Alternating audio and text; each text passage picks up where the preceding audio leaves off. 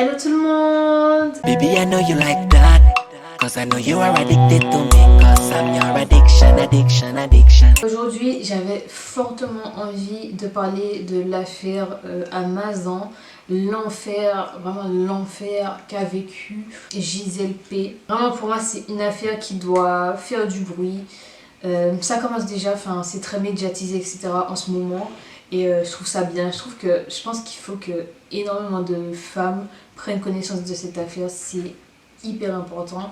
Et c'est pour ça que j'avais envie d'en parler aujourd'hui. Trigger warning, on va parler de soumission chimique, on va parler d'abus sexuels, on va parler de viol aggravé. On va commencer par revenir sur l'affaire.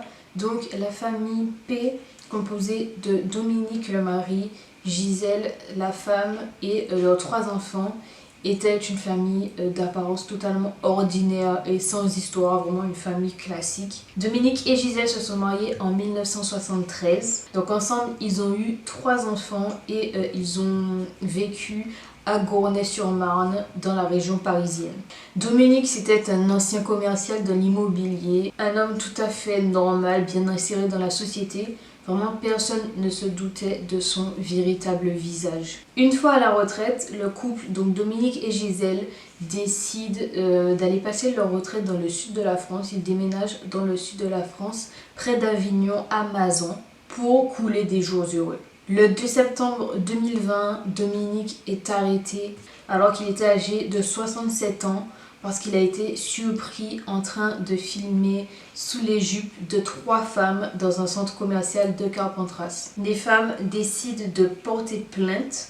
C'est alors que Dominique est convoqué à la police pour s'expliquer. Son téléphone est du coup fouillé dans le cadre de l'enquête et les policiers ne se doutaient pas une seconde de ce qu'ils allaient découvrir dans ce téléphone.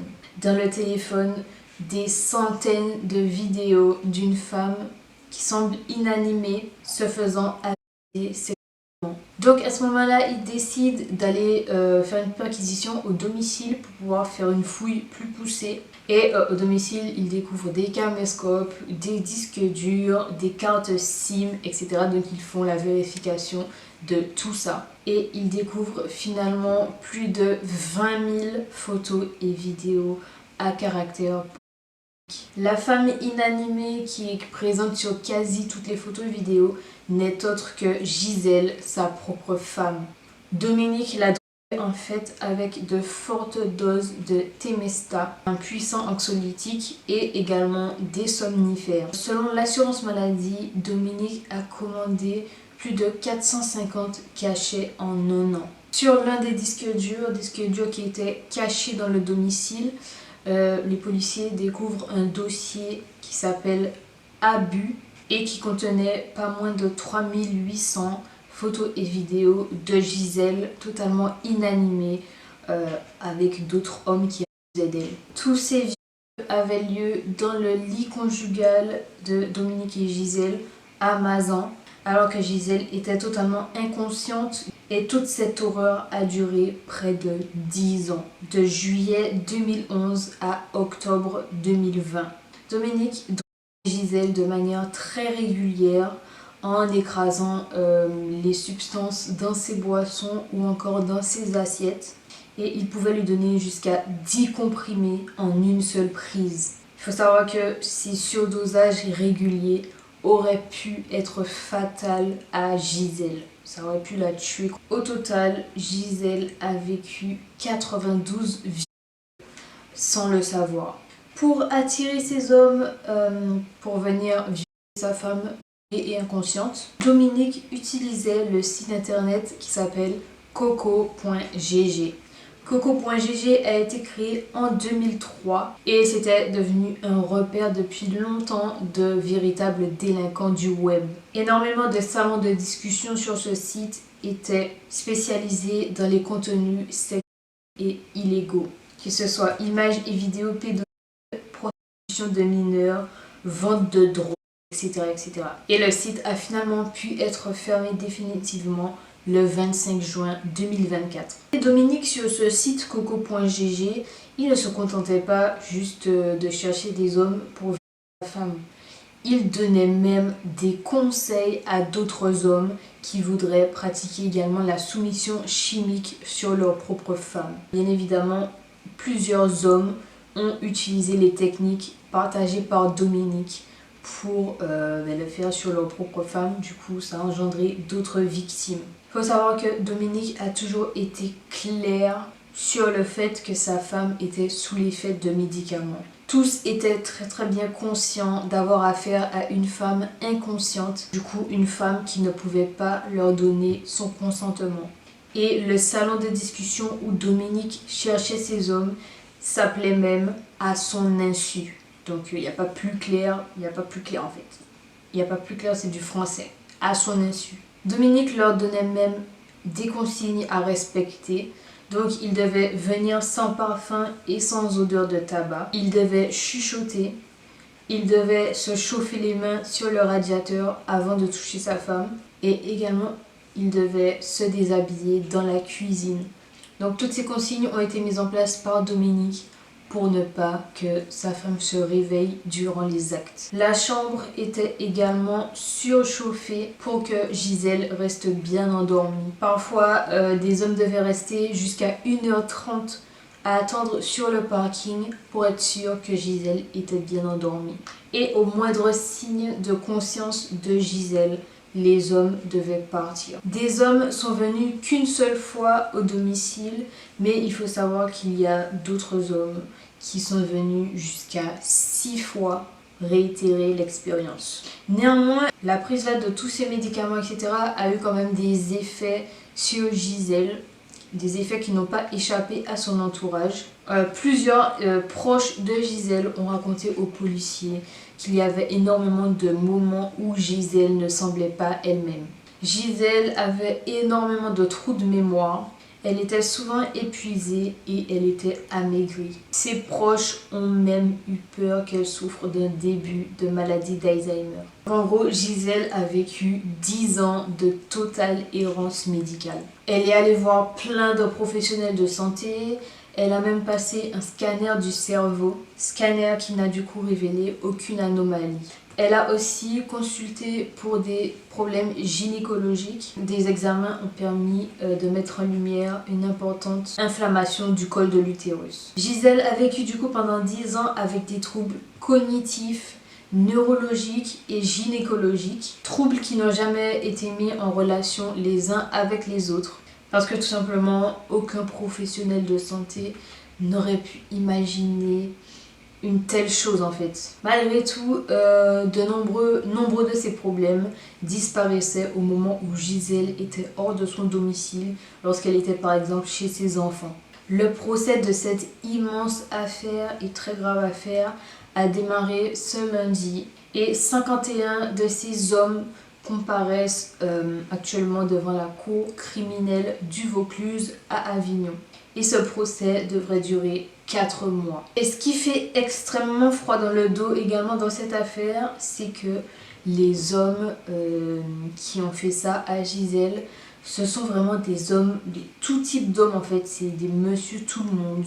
Ce sont des hommes entre 22 et 70 ans, des hommes qui sont bien intégrés dans la société, des hommes qui ont presque tous un casier judiciaire vierge, des hommes de tout métier, tout type de métier. Donc il y a par exemple un chauffeur routier, un pompier, un militaire, un boulanger, un ouvrier, un infirmier, un artisan, un journaliste. Ils sont soit mariés, pères de famille, célibataires ou divorcés, vraiment tout type d'hommes.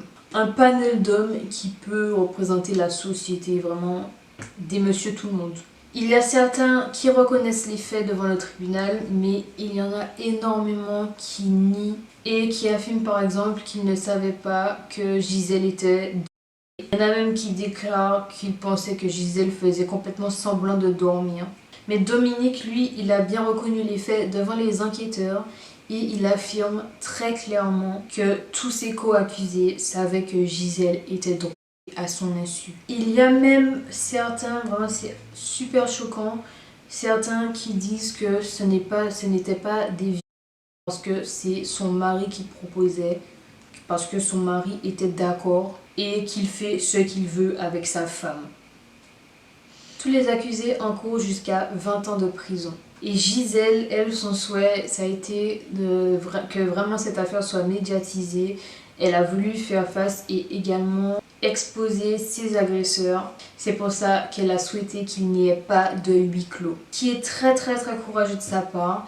Mais vraiment la honte doit changer de camp. La honte doit changer de camp et je suis totalement contente du fait qu'il n'y ait pas de huis clos, que cette histoire soit exposée vraiment au grand jour. Aux côtés de Gisèle, lors des procès, il y a notamment sa fille Caroline. Caroline qui a également retrouvé des photos d'elle sur les disques durs de son père, des photos d'elle en sous-vêtements, des photos dont elle ne se souvient pas. Et elle a des doutes du coup sur le fait qu'elle ait peut-être été elle aussi. Et Dominique a également filmé ses belles-filles à leur insu. Caroline a créé du coup une association qui s'appelle M'endors pas, qui informe et lutte également contre la soumission chimique. Et elle a également écrit un livre à ce sujet qui s'appelle « Et j'ai cessé de t'appeler papa ». Et Gisèle, quant à elle, elle a dû du coup repartir de zéro. Et elle sait du coup qu'elle n'a aucune maladie dégénérative et retrouve en quelque sorte une perspective d'avenir. Franchement, cette histoire, il y a trop de choses à dire, c'est tellement grave. Je trouve que c'est une histoire dont on doit parler, que vraiment énormément de monde doivent connaître cette histoire. Parce que pour moi, c'est vraiment une histoire qui reflète notre société et on s'en rend pas compte en fait. C'est des hommes, les hommes qui ont fait ça, notamment Dominique. Même Dominique, vraiment, c'est des monsieur tout le monde. Ça veut dire que Dominique, même ses enfants ne se doutaient de rien, même sa femme qui elle-même subissait tout ça, ne pouvait pas se douter une seule seconde de ce qui lui est arrivé. Ça fait 50 ans, ils étaient ensemble depuis 50 ans, ils ont vécu ensemble depuis 50 ans. Ils ont 3 enfants ensemble, il y a des petits-enfants également. C'était vraiment le seul homme de sa vie. Elle a construit toute sa vie avec cet homme. Ils ont traversé des hauts et des bas ensemble. Enfin, c'était vraiment un couple classique. Un couple qui paraissait sain, en tout cas par rapport à ce que Gisèle disait de son couple avant tout ça. Ça avait l'air d'être un couple sain, etc. Et un beau jour, vous êtes devant un policier qui commence à vous montrer des photos, des vidéos de vous inanimé comme ça. Je n'ose pas imaginer, mais le choc de Gisèle, le choc également des enfants, de la famille. Parce que vraiment, c'était Dominique, d'après ce qui est dit, c'était vraiment un père de famille classique comme les autres, quoi. Enfin, je n'ose pas imaginer du coup. Et les hommes qui ont accepté l'invitation de Dominique, c'est également des hommes, vraiment il n'y a pas de profil prédéfini, c'est toutes sortes d'hommes en fait. Les hommes qu'on croise dans la rue, qu'on croise au supermarché, c'est ces hommes-là en fait, nos voisins, enfin c'est des hommes totalement classiques. Et c'est ce qui rend la chose encore plus choquante. Et c'est pour ça que pour moi, cette affaire, c'est une affaire d'utilité publique. Genre, c'est une affaire qui doit faire encore plus de bruit. Et j'espère que justice, c'est pour ça aussi que cette affaire doit être très médiatisée. Pour que justice soit faite. Justice doit être faite. Parce que là, c'est trop grave. Je me dis, il y a peut-être d'autres femmes... Il y a peut-être d'autres femmes, même une autre femme en quelque part dans le monde qui vit peut-être la même chose et qui ne le sait pas. J'espère également que cette affaire ne va pas donner des idées à d'autres hommes qui sont détraqués, qui ne savaient pas encore comment passer à l'action et tout. Parce que tout ça, Dominique, là, il a fait tout ça juste pour son propre plaisir en fait. C'était pas pour l'argent, il a reçu aucun argent, genre c'était juste ses fantasmes. Juste ses fantasmes, tout simplement.